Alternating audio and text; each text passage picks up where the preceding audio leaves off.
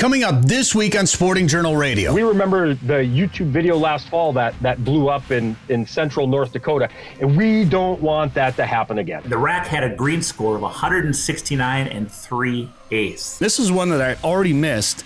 I saw where he landed. I fish, I hunt, and always will. Broadcasting from the Eau Claire Outdoors Studios. Presented by OnX. Know where you stand with OnX. We're not just a radio show anymore. This is Sporting Journal Radio. That's right. Welcome to the show. Man, it is the best time of year. If you ask me, that late October, early November time frame, it's good for waterfowl where we're at. It's good for deer hunting. It's good for pheasant hunting. It's good, from what I'm hearing, it's good for grouse hunting right now too. So, and it's good for fishing. So we got a lot to get to. We're going to talk fishing and hunting around the region coming up this week. Doug Leier from the North Dakota Game and Fish Department is going to join us to talk about what you should keep in mind when you're out there, whether you're deer hunting, pheasant hunting, whatever. Just some things to keep in mind for landowner relations and, during the harvest, what you should do and what you should be mindful of. We'll also talk to Joe Henry. We'll talk about fishing up at Lake of the Woods, what's the fishing report right now, and even dig into hunting a little bit. In fact, it was a pretty big deer got shot up there, Dan. Yeah, it was a giant. It's a giant. That's all I'll say. Stick to the end of the show to watch it or to see it. That's right. We'll show you what it is and tell you the story about it coming up later in the show.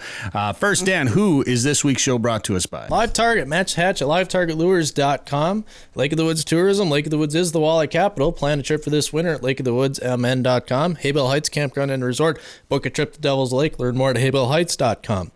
Ottertail Lakes Country. Find your inner otter at ottertaillakescountry.com. And Prairie Sportsman, the new season starts in January, but you can watch episodes anytime at the Prairie Sportsman YouTube channel. We filmed a really cool show for Prairie Sportsman recently. We talked a little bit about it last week on the show. We'll give you a little sneak peek of that coming up later in the show. And don't forget, you can watch Prairie Sportsman on YouTube, like Dan said, and then there's a couple other YouTube channels you should check out, including our new one, Fish Hunt Forever. We got a brand new video that we posted up there recently from our trip up to Saskatchewan. Looks like this.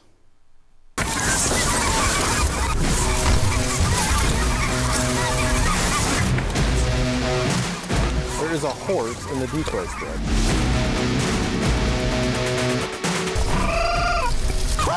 Nice!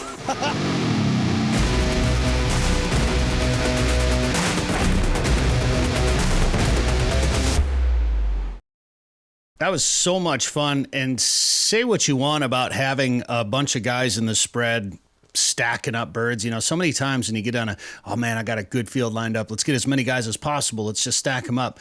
I don't care. I mean, I like hunting with my friends, don't get me wrong, but Dan, just you and I in the blind, and unfortunately David went home the day before we had this hunt up there in Saskatchewan, but just having a small group like that, I mean, yeah, we could have put up a big stack of birds, although we put up a decent stack for a two-man shoot for that hunt. It was a more intimate experience with the birds, as weird as that sounds when it's just a two-man hunt. That did sound kind of weird. Well, get your mind out of the gutter. You're the one that started it. I just said what I thought. I didn't say it was an intimate experience with the birds. It not was with you. Yeah, that's good. That'd be weird. It was a good time, and sometimes when you got 10 guys in a layout blind, it's just obnoxious. It's chaotic. It's too much, and it's not that much fun. I mean, it's fun getting on a good hunt, but having the smaller groups of snows work like they did, and we shot pretty well. We knocked down quite a few birds. You can watch that video right now on the Fish Hunt Forever YouTube channel. Check it out, like it, subscribe, share it with your buddies. We appreciate it. And while you're on there, our friend Thomas Hoke Outdoors, you see him a lot with Corey Loeffler, the DRC Call Company, and then he's got his own YouTube channel, Hoke Outdoors, does pretty well on there. A lot of hunting vlogs, does a lot of hunting out of kayaks. Well, he came down last year and did some pheasant hunting, first time ever, and had a pretty good time. And you can watch that video that he just recently put out here last week right now on the Hoke Outdoors YouTube channel. He never pheasant hunted before, and we put him on a pretty good one. So check that out while you're there. Of course, hopefully you're watching this on YouTube. Give us a like and a subscribe and a share on the Sporting Journal Radio YouTube channel as well. And for you pheasant hunters, deer hunters, even waterfowl hunters who are carefully watching the crops, if they're coming out, if they're not coming out. We've had a little bit of rain that slowed things down here and there, depending on where you were at.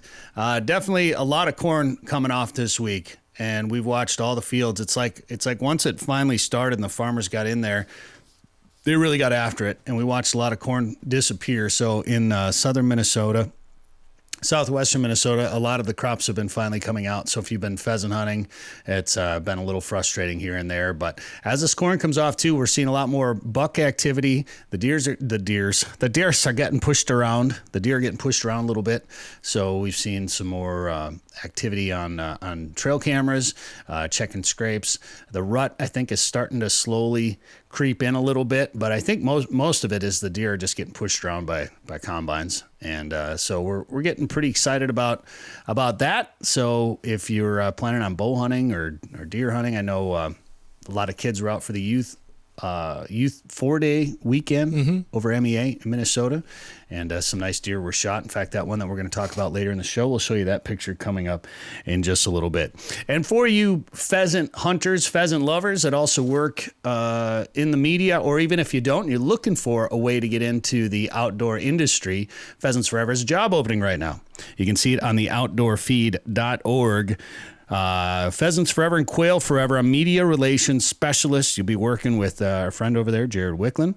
The media relations specialist will assist the director of communications to work with media for Pheasants Forever and Quail Forever. See the whole job listing right now at the outdoorfeed.org. If you want to work in the outdoor industry or work for an organization, conservation organization like Pheasants Forever. And I'm wondering if I should just get into the job side of pheasant hunting. I'm not going to say I'm a great shot. I'm okay. I was feeling pretty confident. In fact, Dan, I was telling you this off the air. I feel like anytime I get cocky about something, God has a way of humbling me a little bit. And he did that. Like last week we were talking about cooking pheasant. I got this new air fryer, and I was gonna cook up some pheasant, and I didn't. I'm like, I'll shoot some more. Piece of cake. And you looked at me, and I'm like, oh yeah, I'll shoot some more pheasants.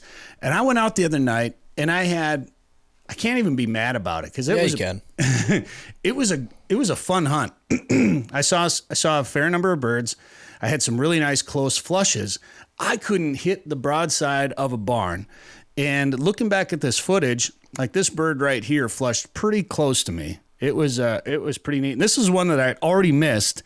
I saw where he landed, and I chased him down and went and flushed him again. And both times I shot right over the top of him. If you're watching this on YouTube, you'll see the video there. I kind of shot behind him anyway.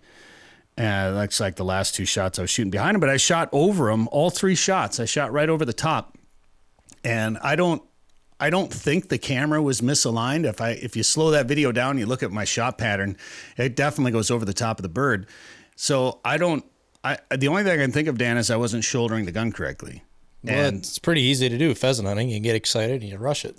Yeah, and I've definitely done that. But I missed a bunch of birds that day, and pretty much every clip was kind of like that. Like I was shooting over the top. So I don't know if like my shoulder strap on my vest was bunched up a little bit. It just wasn't seated right, or if I was just so excited about being out there. I was hunting in a t-shirt, so maybe having less layers on affected how I don't know. That's the worst excuse I think I've ever heard. That's terrible. I don't know. I remember coming in, and I just was in shock that because I've hit, and to be fair, I'm shooting a full choke, and a couple of those flushes were pretty close. So my pattern is probably the size, of a quarter going by those birds. So if I was just off just a little bit, I wasn't going to hit them. So I don't know. I went back out there the next day to try to fix it, and I did knock one bird down, but I missed two more pretty easy ones. So I don't know, man. It's a weird slump right now in my pheasant hunting experience. But those pheasant, I did cook one pheasant in the air fryer though. That was pretty good. Yeah, it's nice to not have them all greasy. Like I love frying things in oil and butter and grease as much as the next guy. Right. Doctors hate it. But it's nice to eat that stuff.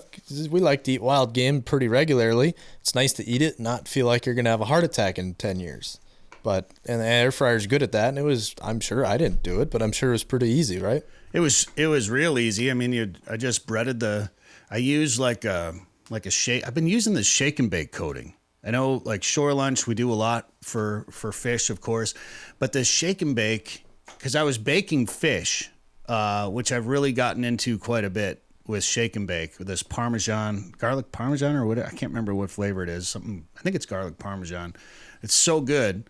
And it's so easy to do in the oven, and it's healthier for you. And then I got the air fryer. I'm like, well, I'm going to try this. So I did it that way. And then I did the pheasant in the same stuff. I think I added some Cajun seasoning to it. But I just coated it like anything else. I chunked it up, made pheasant nuggets, just like a chicken nugget. Here's the thing. People ask me about cooking pheasant all the time. Just treat it like chicken. It may be a little bit drier, and you might trim it. Like I might trim the pieces a little bit differently. But just treat it like chicken. So that's what I just coated it like I was making chicken nuggets and put it in the air fryer. And you put it in the air fryer and walk away. Every couple of minutes you come back and shake it up a little bit and make sure they're not sticking to the bottom. One tip I got was to maybe you don't have to put oil in there, but you just spray a little coating of oil on your pieces. And I've got like a canola oil cooking spray. There's different cooking sprays you can get, like a nonstick cooking spray. I just sprayed the pieces just a little bit, and that gets them a little bit crispier. That was a tip I got, and I tried it, and it seemed to work. So try that if you're not. But yeah, I cooked them, I don't know what it was, 15 minutes or something like that. I threw some frozen French fries in there and made some French fries and pheasant nuggets. Turned out pretty good. And the house didn't smell like a pan full of cooking oil. So a little bit healthier alternative for you. So if you're looking for ways to cook pheasant, but still my favorite way to do it is honey pheasant. And if you haven't heard me talk about that yet, go back about a year. I'm sure you'll find it. Otherwise, we'll probably do it. Listen to every single radio show till you find it. Yeah. And like every single one. Brilliant. And comment on all of them. It's a little scavenger hunt. Or, you know what, if somebody knows, somebody find it and then comment below it and link to it, whatever. We're too lazy to do it. Do it yourselves. Figure it out. There you go. Make our listeners do all the work for us. Well, that's the sign of a good show. How are we doing on time, Dan? Well, we got a little bit till commercial break. All Keep right. going. Well, we got Doug Leier coming up from North Dakota Game and Fish, and also Joe Henry from Lake of the Woods. We'll get a fishing report here in a little bit from those guys. I want to talk a little bit about Prairie Sportsman because we did a really cool event. We did touch on this last week on the show, but I had the chance to film some veterans pheasant hunting. And Dan, you jumped in a boat with a vet too. I don't know. Did you talk about that last week at all? I think so. Did you? I don't know. Somebody go and watch last week's show and tell us if we did or not. I can't remember. Oh, man. When you do 52 of these things a year, sometimes you don't always remember every single minute of every show. But what? Amazing stories we heard during this veterans event. Man, what some of these guys went through, you know, and you'll hear them talk about it. They're like, yeah, I got shot down in a helicopter in Vietnam, and the one guy you were with was prisoner of war for 4 years. And he goes, yeah, I was chained to a tree, and other than that, they took care of my wounds, and I didn't get tortured, and I made it out okay. And I'm like, my gosh, you can't thank these guys enough for doing what they did. Could you imagine? I mean, Dan, you're in your early 20s. Could you imagine, like 5 years ago, graduating high school and getting in a helicopter and going to Vietnam? Well, it's like Gary said. He talks to students, and I do actually think now I'm having a sense of deja vu. I think we did talk about this last week, but so picture this: you graduate high school, and some people go to college for 4 years. Replace those 4 years at college, freshman to senior year, all 4 years, the whole shebang. Replace that with being a prisoner of war in Vietnam at that same age. Like, most people are in college, you're going to football games, you're partying, you're studying, you're having fun. No, he was a POW for that exact same time, from first day of freshman orientation to graduation. Wow. There's no way I would have had the mental capacity to do that at that age. Like when I was that age, I did not care about anything in the world. I was just living life, doing whatever. I barely have the mental capacity now, but man, to be that age and to go through that. I mean, I guess it kind of forces you to grow up a little bit, getting into a situation like that or joining the service at all. I kind of wish I would have joined the service. Honestly, I probably would have grown up a little bit sooner and maybe made some better decisions in my life as I grew up. But thank you to those that have joined the service, those that are in the service right now, and for all the veterans. I know you got to sit in the boat with Gary, and then I followed around some different vets while we were pheasant hunting, including Roger, who you're going to hear from right now. I was at Quan Loy at the time when I went into Vietnam, and that was August 12th is when I got wounded. And I've had the shrapnel ever since. I got shrapnel in my back and in my foot that I've been carrying for ever since.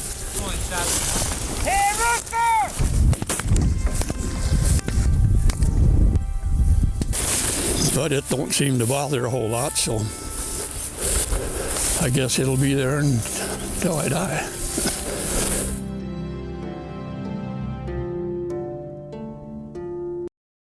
Now, if you were watching that on YouTube, if you're watching this on YouTube, you saw that clip. If not, go to our YouTube channel. You can see what you just heard, and then you'll be able to watch the full episode coming during the new season of Prairie Sportsman starting in January on Pioneer PBS or on a local PBS station near you. If you're listening to this on the radio, you should have a PBS station near you where you can watch the show. Otherwise, you can watch it on YouTube as well. Going to film another episode this week up in the Lake of the Woods area. From all accounts, Dan, I've been hearing from everybody, grouse hunting, rough grouse hunting is pretty good this year. And we're hoping to get into some grouse up at Lake of the Woods this week. Yeah, it'll be fun to go stomp the trails a little bit and see what we can find. When you went to Bemidji, did you do much grouse hunting up there? Not really. Not having a dog, it's hard to get excited about upland hunting. So we focused my efforts other places, but if you saw one, you wanted dinner, you got one. Yeah. Well, I haven't grouse hunted much since the last episode of Prairie Sportsman we filmed around the Brainerd area. We went grouse hunting with Matt Soberg. At the time, he was with Rough Grouse Society, and also Hank Shaw, who we tried to get him to cook up some grouse for us, but we didn't have time to do that. He's actually cooking up at Pine Ridge this fall, I guess, grouse camp. So you can watch that episode of Prairie Sportsman on the Prairie Sportsman YouTube channel or prairiesportsman.org. We're also going up layout boat hunting once again. Big surprise. We filmed it for Prairie Sportsman last year with Andy Reeves and Forrest Husett up at the Northwest Angle. We're doing that this weekend. We're pretty jacked about it. So we'll probably have them on the podcast next week to talk about the experience a little bit and talk about grouse hunting next week here on the show. All right, we're going to break. Doug Leier from the North Dakota Game and Fish Department will join us next on Sporting Journal Radio. 852 million acres of public land, 147 million private properties, all in the palm of your hand. The #1 hunting GPS app just got better. With hundreds of custom map layers, 3D and topographic maps, you can easily scout on the road or at home before you go. And now you can get important weather details, CWD detection, and even know what crops have been planted where. Get the most trusted hunting GPS app ever made. OnX. Know where you stand with OnX. Northern Minnesota's Walleye Factory is a year-round world-class fishing destination. The perfect getaway this summer is just a short drive to Lake of the Woods. Fish Big Traverse Bay, the Rainy River, or visit the unique Northwest Angle. To catch big fish, you have to go where the big fish are. Plan your trip to Lake of the Woods at lakeofthewoodsmn.com. That's lakeofthewoodsmn.com. All right, this is Sporting Journal Radio. I'm Bret Amundson. Thanks for tuning in on the network by demand, or if you're watching this on YouTube, thank you very much, along with Dan Amundson and David Eckhart over there. And once again, our old radio pal, Doug Leier from the North Dakota Game and Fish Department joins us. Doug, how you doing? I'm not just old, I'm older. I was old last time we talked and just keep getting older and older. Now I don't just have the glasses, now I have to put the glasses up and put the glasses down. But as long as I keep shaving my head and my face, I ain't gray like you, so I'm doing pretty good. I know, and it's just like I'm just watching the gray expand, and it just drives me crazy. And It is what it is. It's like Yep. you're not getting any younger. There's nothing you can do about it. So why fight it, right? Stop Are you watching. get the any news. wiser though? No, I thought that was supposed to happen. It's not, but. Okay. And that's why I always just live every day to the best I can and do as much as I can while I can, because you never know when you're going to be too old to do it, or a day comes and you can't do it at all. So I am a proponent of living life to its fullest every chance that you get, and we just tend to do that in the outdoors, hunting and fishing. And I used to do it a lot in North Dakota, and I miss doing it in that state, Doug. And I know things have changed over the years, just like they have everywhere else. But overall, how are things looking in North Dakota? They're doing really well, and you bring up a good point. And I enjoy listening to you guys. And sometimes you guys get really, really deep, and you get really, really informational when you've been talking about some of the front-facing sonar, some of the non-resident issues across other states. It's been really enlightening to me. But when you talk about, and I don't want to get too sad about this, but when you talk about enjoying the day, enjoying the moment, I had an older deer hunter, and I'll say he was 82, 83 years old, and he hasn't been able to draw a deer tag in the last, I think it was like 5 or 6 years. And he said, I don't know if I'm ever going to go deer hunting again. And it really made me just stop. And I think about some of the issues that we have with whether it's youth tags or non-resident hunting. And you put that into that context and you think, so here's a guy that, and part of my heartfelt response was, don't think of what you don't have. Think of all the, 50 years of deer hunting, 60 years of deer hunting that you did have. But it really, as a wildlife manager and as a biologist, it makes you stop for just a second and realize when people get frustrated about maybe whether it's drawing an elk tag in another state or drawing a deer tag or preferred a buck tag in the unit that maybe they hunted all their life, in their world, if they don't draw a deer tag, they're looking like, okay, am I ever going to get to go deer hunting again? And that's one person out of literally thousands, but it makes us stop and realize how much this means to people. Oh, yeah, and you look at something like that and you realize that it wasn't about, even if you don't draw a tag, being able to, if there's a deer camp you can go to and still be a part of it, that's what it comes down to a lot of times. I like eating venison, and who doesn't love shooting a big buck? But really, it's that experience of being out there or being with friends or family that really makes it. And maybe he's at a point in his life too, where all the people that he hunted with either aren't doing it anymore or aren't around anymore. So, that's just why I don't even want to think about that stage in life. And you hear about, without making it too sad on my end either, you hear about people passing away at an early age too, and it just makes you want to go out there and not wait till tomorrow, right? Not wait until I retire to do all these things or whatever. Find a way to do it now so you don't regret and get to a point in life where you can't do it anymore. Right, and people will go, you'll get to deer camp, you'll get to hunting camp, whatever it might be, ducks, geese, and you'll look around and there might be somebody missing this year. That was there last year, it was there 5 years ago, and yeah, you do, you have to live for the day, no doubt about that. And nobody's ever gonna say, oh, I wished I would have stayed at home and watched a football game. Get out there and go. Yeah, right. Well, that's what the radio's for anyway. Man, I don't know how many times, Doug, when I was working at that rock station in Fargo, and we carried the Vikings games on Sundays, and that would be my routine. I ran the station, so I kind of had to listen to it to make sure everything was going okay. But it didn't stop me from, and that signal went a good hour to the west, so I could drive all over, at least the eastern half of the state or eastern third of the state, and still within signal, to duck hunt or walk for pheasants or sharpies or something like that. So the radio broadcast really became a big part of my hunting time in North Dakota. Man, we'd get out and go walking for pheasants, and the Vikings would be up. Tommy Kramer to Ahmad Rashad, they'd be up like 7-3, and then you go out walk, you get back in the truck, and they'd be down 21-7. But yeah, I mean, that's being a Vikings fan. Well, that's just it. I got disappointed so many times I stopped caring. Like, whatever, Right. I'm going hunting. I don't care. And without going down another story, that's why I am doing what I'm doing so much, because I was doing radio in Fargo. Doug and I, working where we worked, I had to be at the Fargo Dome every other Sunday for the Bison games. And I'd be getting text messages from guys out in cornfields shooting limits of mallards while I'm handing out T-shirts to drunk kids. I was like, this is not right. This is not right. Something's wrong here. No. So. No, you're absolutely right. That's the beauty of getting outdoors. I mean, everybody wins. Nobody loses when they're getting outdoors. Yeah, absolutely. And that was a pivotal moment in my life. I mean, that was a big deal for sure. So anyway, thank you. Look at you now, man. Look at you now. I'm the one that's listening to you, and I love it. I mean, I said that a little bit at the beginning. I love listening to your podcast because it really helps me as a biologist and working for Game and Fish understand what some of the hunters and anglers are thinking, what are big topics.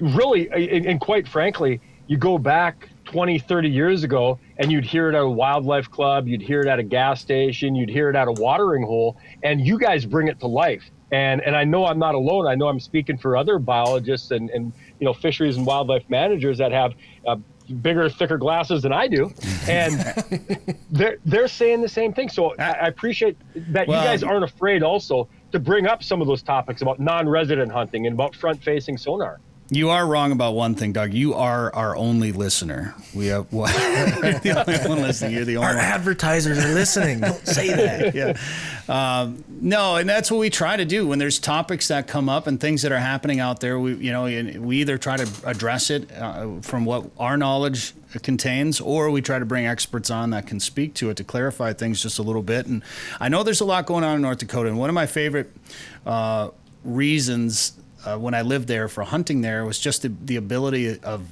landowner access and the ability to go on private land that wasn't posted, especially for waterfowl hunting. Pheasants and deer might have been a different story, but for waterfowl hunting, you pretty much could go in a lot of areas without issue. A lot of that's changed now, and it's more important than ever to have healthy relationships with those landowners up there, isn't it? I really appreciate you bringing that up because I'm speaking for North Dakota, but the hunter-landowner relationships, that's a South Dakota, Minnesota, Wisconsin. That's just in general in the entire industry, in the entire hobby and legacy and heritage of hunting. And we can't stress enough. And I think one of the biggest scenarios that comes back to turning into a problem is you go out, whether it's duck hunting or goose hunting or pheasant hunting or deer hunting, and you find a spot. You have permission or it's not posted or whatever it is, and there's no activity around there. And it still happens in North Dakota. You can still find places where there's no activity, and not realizing that farmer, that rancher is going to need to get down that road, is going to need to use that approach and the equipment. If you see some of those headers and some of the combines and some of the equipment, they are absolutely, they just keep getting bigger and bigger, and the roads are still the same size. Some of the equipment that hunters are bringing, some of the enclosed trailers, some of the pickup trucks, the UTVs, all the equipment that they're bringing along, it's a little bit bigger than what it was 30 years ago. And I think you can appreciate that too from what you've seen and what you do, that really the landscape hasn't just changed in CRP, the landscape has changed in what hunters are bringing, what farmers and ranchers are using, and something as fundamental as the size of the roads really haven't changed, but it does create. I took a call from a really frustrated landowner a couple of weeks ago, and I mean, he was 7 kinds of red and hot, and the hunter had no idea by parking on that approach that he had to wait an extra 4 hours to try to move his cows. And he even told me, he said, I was about ready to put a log chain around it and just drag it out of the approach. I didn't, but again, you can understand, and that hunter is never going to forget that. That landowner is never going to forget that. We remember the YouTube video last fall that blew up in central North Dakota, and we don't want that to happen again. Yeah, for sure. Well, and we see it around here, obviously, where we live, where it's a very similar country, prairie, a lot of ag, and, you'll see the combine coming down, and, there's a moment of, okay, can I get to an approach or another gravel before that combine meets me, or do I have to back up or turn around and get out of the way one way or another? Because a lot of times you can't get out of the way without a way of turning off that road. And I remember one year, Doug, it was one real wet year, and we were snow goose hunting. And when you talk about snow goose decoy spreads and the time of year that you're doing it in North Dakota, when you got some snow, you might have a lot of mud, you might have standing water in the field. So we had, I think it was like a 30-foot trailer or something just massive for this decoy spread. And then like a big four-wheeler on tracks and all this gear. And that was a year that there was a lot of flooding down in the southern half of the state, and there were a lot of washed out roads. And I had to drive that trailer back to Fargo, and I don't know how many roads I turned north on to try to come home, and I'd get to a washout, and I'd have to turn around that big rig and back it down one of those narrow gravel roads. And I mean, it took me a couple of hours before I finally just started driving west far enough to hit blacktop and hit a highway. In North Dakota, hey, that's not that miles. Easy. Driving until you hit blacktop sometimes. It was miles. I mean, and then I finally had to drive west. I bet I drove at least a half hour to the west, and then had to go north to 94 to come home on that trip. And it wasn't my trailer or my wheeler, so I was trying to be real careful about where I drove that stuff. So it got a little western there, but it was quite the experience. So you have to be mindful not only of your landowner relations when it comes to where you can park and where you can drive, but you have to be careful when those roads are wet. Now, granted, we haven't had to worry too much about that in the last couple of years, but when those roads are wet, you got to be real careful that you're not tearing up their roads out there too. Yeah, no, and that's the thing is, like, we know where we're at and what you have for moisture and precipitation, but once you start putting on 4 or 5 hours, you can go someplace that's been really, really wet or really, really dry, and the next thing we're worried about is unintentionally starting a fire, especially in the fall of the year. So there's a lot of different concerns. It just comes down to being a little bit aware of where you're at and what you're doing, and trying to understand what the farmers and ranchers are doing. And we also try to get the message out to the farmers too, because as you explained, it's not easy to turn a combine around, but when you have a rig set up like you might have, it's not easy for you to turn around either. Yeah. It's not a great situation, and you just want to be aware of it so you can plan for it in case something like that happens. Especially if it's you trying to back up a trailer. Oh, shut up. Just fine. Just fine. Doug, there's some new CWD changes in North Dakota this year, or the way hunters handle their deer when it comes to CWD. In North Dakota, we have a CWD task force.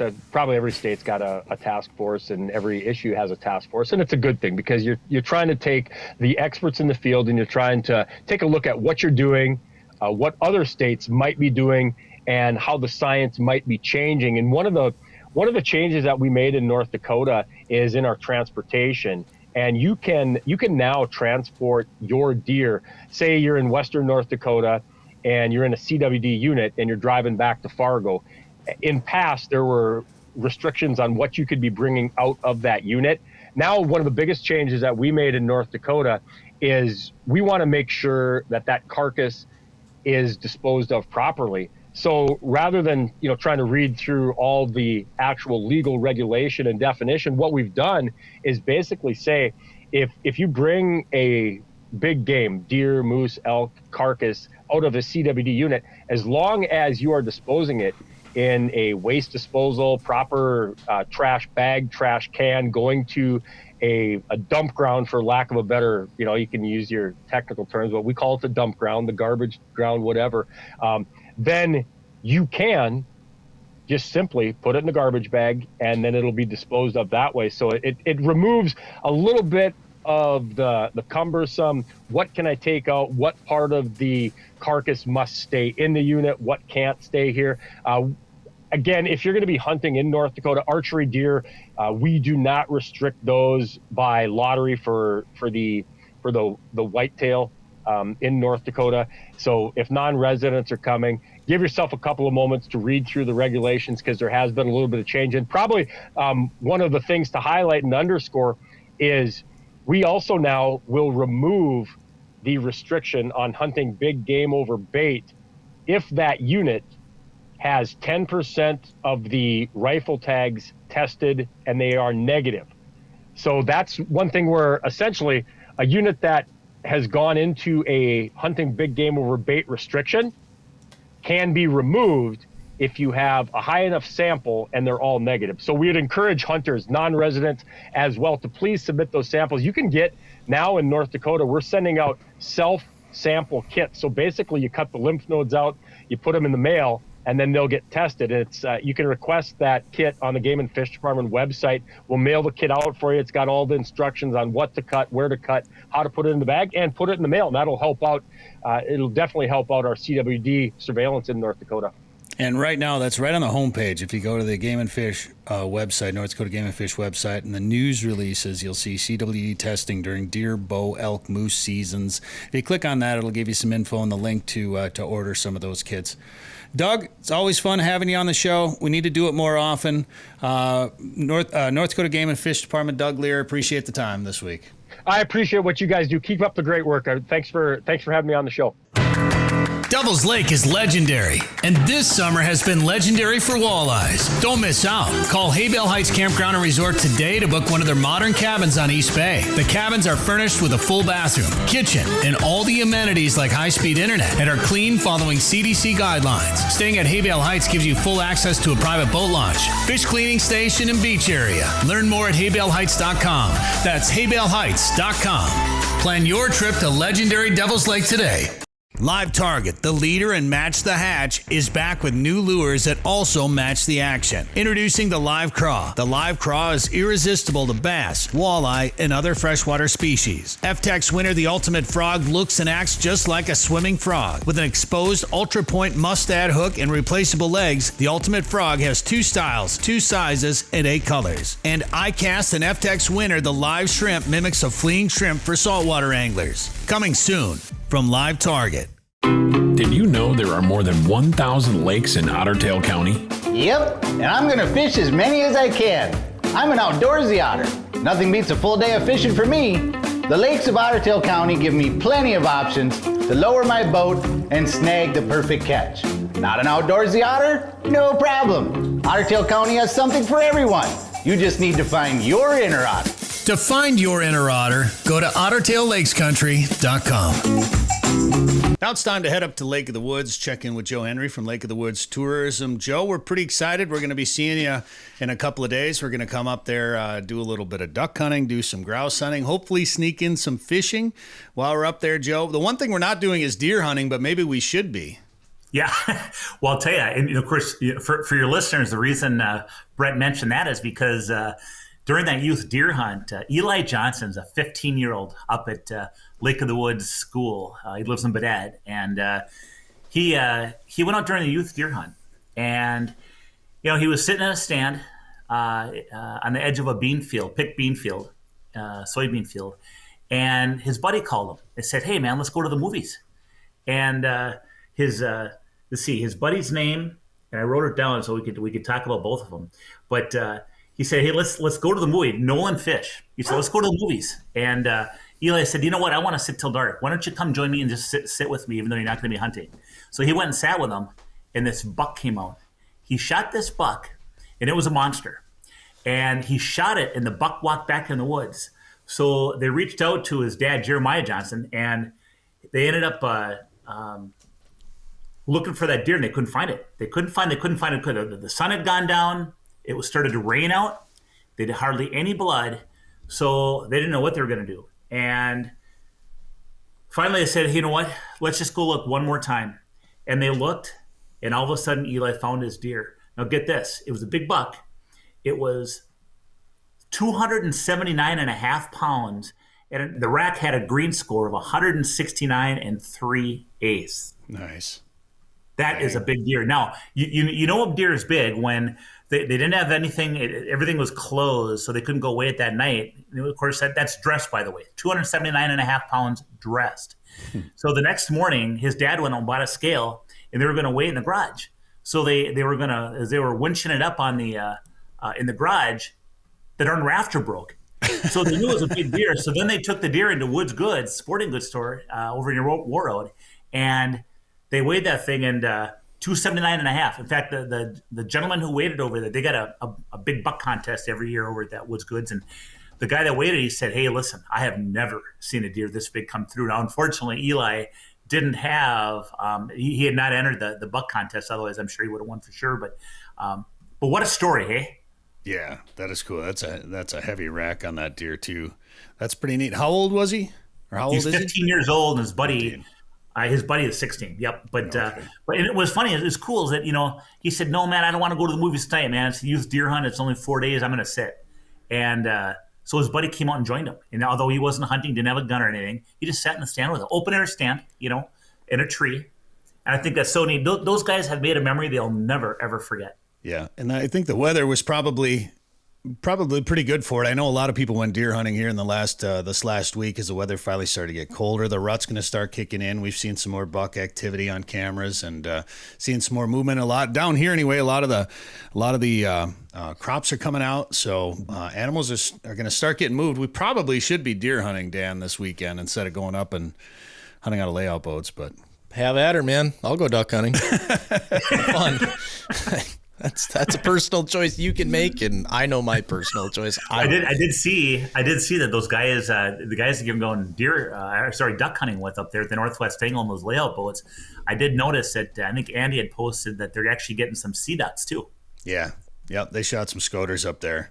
So in Forrest, I talked to Forrest a little bit. I actually pheasant hunted with him the other day, and he said that there's some sea ducks. There's been a little group of sea ducks hanging around up there. I think they're white-winged scoters, and they're obviously shooting a lot of buffs. And then they're seeing some bluebills and some other divers up there too. I think golden eyes. So it's just fun. Like the idea, buffs. There it is right there. If you're watching this on YouTube, you can see the video right now from Reeves Fins and Feathers on the Facebook. Some people want to shoot more than just buffs, but the idea, to me, the species of duck doesn't matter as much. The experience is what this is all about up at Lake of the Woods at the Northwest Angle, and hunting out of layout boats and having that opportunity to do it here in Minnesota is pretty neat. Although, don't get me wrong, I'm not going to pass up a crack at a sea duck. We had to go to Kodiak Island to do it last time. So if we can do it at the Northwest Angle, I'll be pretty happy. Well, it's just so unique. I mean, when you guys, if your listeners have not seen that video, that show you put together about doing the layout boat hunting up at Lake of the Woods. First out, layout boat hunting, you can only do it on a few lakes in Minnesota. So that's very unique. To have an outfitter that offers layout boat hunting is very unique. And then what I thought was so cool is, when you were filming that, it was like you were there with you, where you are laying back in a very comfortable, very stable boat, but you're laying back and you're almost hidden with the surface of the water. You're kind of one with the water, and you get the waves kind of lapping against your boat. You got all your decoys out in front, then you got these birds flying right across the water to you. I mean, that just looks so cool. It's a completely unique experience for guys like us that have duck hunted our whole lives pretty much, but never. It's like being in a layout blind on a waterbed, basically. I don't know how else to describe it. If you've hunted in a dry field in a layout blind, you're laying down, but you're moving the whole time, and that throws a whole nother element into your shooting. You have to take waves into account, not just because sometimes these ducks are whizzing across so close to the surface of the water that they disappear behind the waves once in a while, but you're moving up and down as well. If it's windy at all. So you have to take that into account when you're leading your bird and you're shooting at it. And there it is. You can watch that episode on at prairiesportsman.org of us layout boat hunting up there last year, or on the YouTube. Search for Prairie Sportsman, and Edge of Water Thrills is the name of the episode right there. So we're looking forward to doing that, and then we're going to walk some of the hunter walking trails for grouse while we're up there, Joe. And I'm hoping, it's hard not to go to Lake of the Woods. It's hard to go to Lake of the Woods and not fish while you're up there. So I'm hoping we sneak some fishing in. Otherwise, we're going to start looking towards a winter trip up there, Joe. Yeah, well, and I'll tell you, hopefully we'll get some walleye fishing, and the walleyes are biting good right now. I mean, we got a lot of shiners that have been entering the river. The walleyes are entering the river more and more every day. So that's getting better and better. And then, of course, we got a pile of fish that are across the whole South Shore. Some of those walleyes aren't coming in the river hot and heavy because they got so much food out front.